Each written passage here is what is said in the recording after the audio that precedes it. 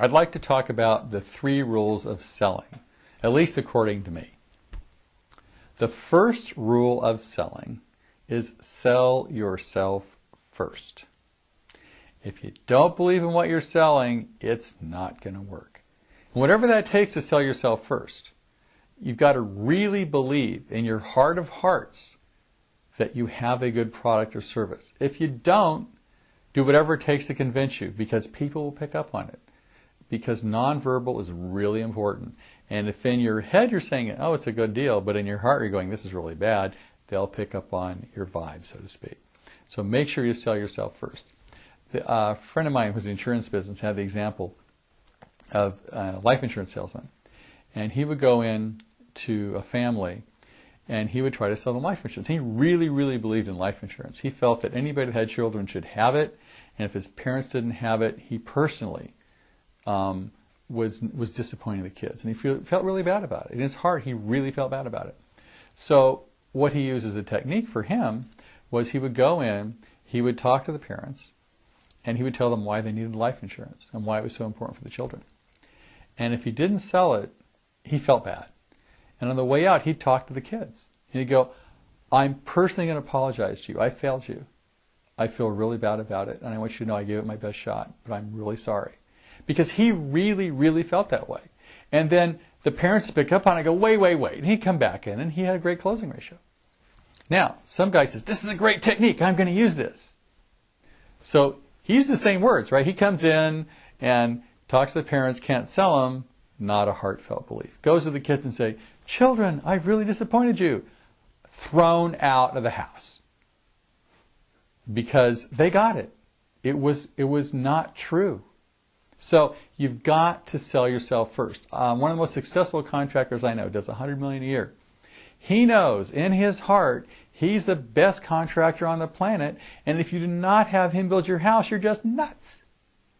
You could put him up a lie detector, and you'd say, who builds the best house in the world? And he'd look you in the eye and say, me.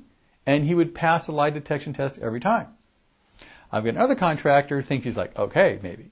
So he goes in and he says, I'd like to build you a house, but I do a good job, this guy does a good job. Pretty much all, anybody at this tier of contract will do a good job. Not the same conviction. Doesn't work. So I spent a lot of time working with him, convincing him, selling himself first, saying he is the best contractor in the world. For example, I know that we have the best business coaching firm on the planet. No doubt in my mind. And if you don't use our services, you're nuts, because we can help your business. Put me up to a lie detector. I know this in my heart because I've sold myself first. I absolutely believe it to the core of my being that we're the best. You've got to do that with your product or service. That's the first step, and probably the most important. Second rule of selling, according to me, and that is you've got to sell to your client's best interest, not your own. So if you're selling your client and there's 3 products, there's the one that makes you the most money, the one that makes you the least money, but the client needs the one that makes you the least money, sell him the one that makes you the least money. Because if you take care of your clients, they'll take care of you. So, if you're doing like coaching services with our company and you need to do it for 2 months, I don't want you to do it for 2 years. I want you to stop in 2 months because that's all you need. Or if you just need our group model, which is $100 a month versus our other model, which is more expensive, use that one because it's important that you use what works for you. And we figure if we take care of our customers, they'll take care of us. And the same thing's true for you. You've got to take care of your customers first. So when you're selling something, make sure that you're selling to your client's best interest, not your own. Because if you take care of enough people, they will certainly take care of you. Second rule of selling. Third rule of selling, use the best communication you can. Now, I can't tell you how many people have really messed this one up. I tell contractors, only deliver the biz in person that you want to win. It's like only floss the teeth you want to keep. I mean, if you can, do it in person. That's the best communication around because you pick up on the person, you see who they are. The communication is as good as it's going to get when you're sitting in front of somebody. That's the best one. If you have to, you got to use the phone. That we do consulting by the phone because we can't be all over the country, so we always have to do it by phone. Or maybe by Skype, so you can actually look at the person. If you can throw in the visual, that's great. That's the next best. If you have to, You can use email or snail mail. I really don't recommend those because you just lose a communication. So remember, when you're selling something, use the best communication that's practical. I mean, if you've got a client across the street, go visit them. You've got a client, it's an hour away, it's the beginning of contract, go there. If you've got a client that's across the nation, if it's $1 million contract, you go. But if it's a $50,000 contract, you probably make a phone call. But use the best communication you can because that will help you make that sale. So back to review. 1, sell yourself first. 2, sell to the client's best interest. And 3, use the best communication that is at your disposal. There's only 3 important things in selling. That's it. If you get these 3 right, you're done. The first most important thing in selling is relationship. The second most important thing in selling is, guess, relationship. And by now, I'm sure you figured out the third most important thing in selling, which is relationship.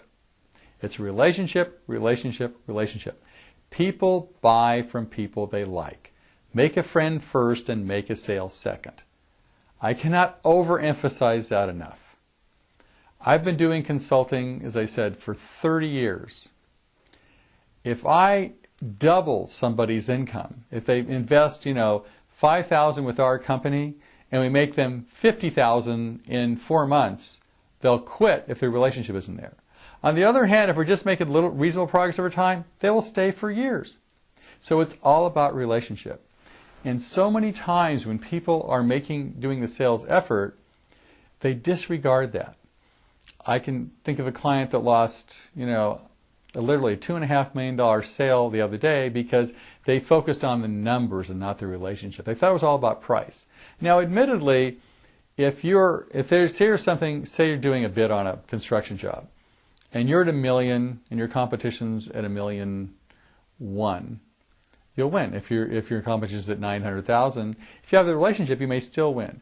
Now, the relationship will only close so much of a gap, admittedly. I mean, if you're twice as much as the next guy, you got to have one heck of a relationship to close that gap. But the quality of the relationship makes a huge difference and it will close a lot of the gaps.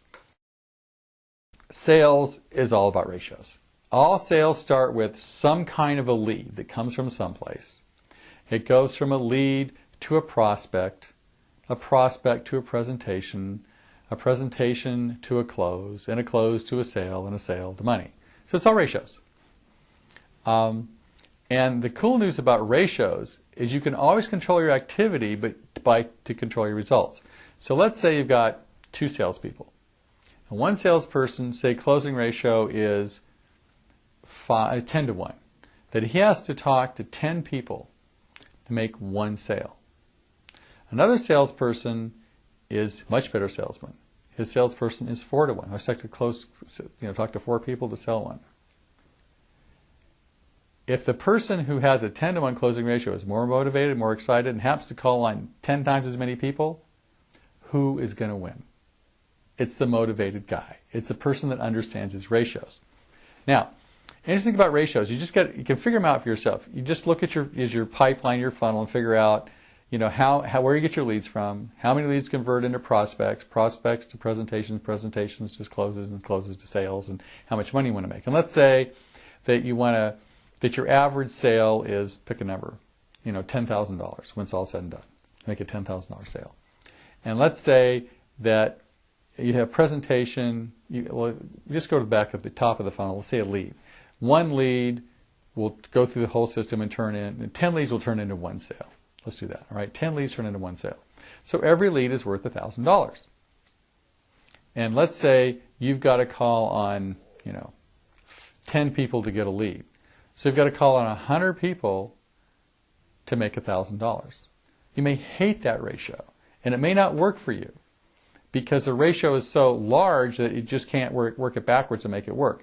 And in sales, you always want to figure out, do the ratios for yourself, figure out how much money you want to make, and then reverse it, and you know exactly how much time you need to spend. Now, if it ends up you have to spend, 22 hours a day doing activity to make your ratios work, you ought to consider another occupation. It just doesn't work. You've got to increase your closing ratio to make it work. Now, there's several ways to look at closing ratios. First, I'll call it the coolie head. It's a big funnel. and it's 1,000 to 1. Maybe it's direct mail. If I send out 1,000 cards, I'll get 1 sale. The cool thing about that kind of ratio is it's 100% predictable. That's why insurance companies and people that gamble or casinos never lose money. They're based on the ratios. They can't lose because the ratios, they figured them all out, they know what they need to do, and they always win. The problem with that, it takes a lot of money and a lot of effort to make that work for yourself. As a small business, it may not cut it. You may not be able to do that kind of activity. Now, there's the other kind of activity, which I call the tube. It's a very clear sale, 1-to-1. For every person you call, you make a sale. For every 2 you call, you make a sale. I call that the tube, as in down the tubes. Because if you are, for example, a builder, and your architect is your brother-in-law, and he gives you all your business, if your brother-in-law is upset with you, you're out of business. Bad marketing concept. For example, there's some large companies many years ago, I'm not going to mention their name, what they would do is they'd come in and say, this is ABC Retailer.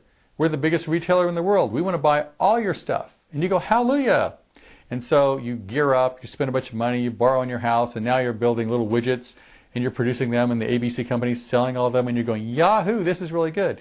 And you probably got $1 million invested in your company. You're all excited. I'm a winner. And then ABC comes to you and says, we want to buy your company. And we don't want to pay you, $50,000. And you go, oh, no way, I invested $1 million. They go, fine, cancel our order. You're done. It's been happened more than once, and even in software. So never have one client you can't afford to lose because your business is way too vulnerable. That's the too close sales ratio. So a sales ratio should be wide enough to where you don't count on any one person and you're not vulnerable, but narrow enough so it's doable, so it makes sense, so it makes rational business sense. That's the perfect ratio.